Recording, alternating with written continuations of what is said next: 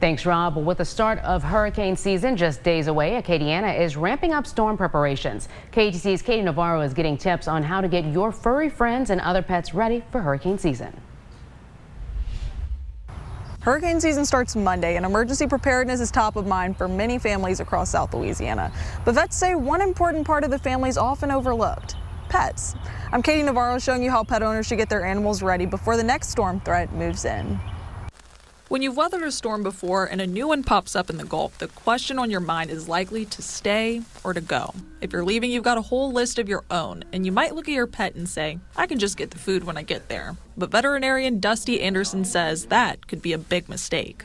Foods, a lot of people like to switch a diet if they're not at home. That switch in diet can cause a diarrhea, so we'd want to be ahead of time to make sure you're bringing the regular diet they're used to.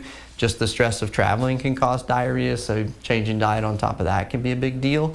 Dr. Anderson says it's smart to have sedatives on hand for travel anxiety, and really you should make sure all your pet's prescriptions are up to date in advance. It may be impossible to refill those medications when it's getting close to the hurricane or at the hurricane time. So get those ahead of time. If you do travel and you're having to see a different vet, you cannot prescribe meds without having an exam and a relationship. So it's going to be hard to get those meds if you don't have them ahead of time.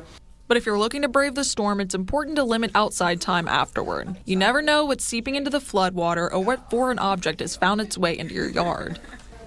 Most of the time what we're going to see there is either just an upset tummy or an obstruction if they're eating objects.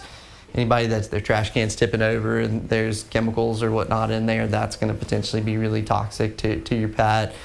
We think of things like antifreeze and such that can get mixed up in these situations, can all be dangerous. The best time to make a plan for your pets is before a storm's out in the Gulf. From food and medications to microchips and evacuation plans, a little preparation now can help make a big difference later. In Lafayette, I'm Katie Navarro with KATC TV3.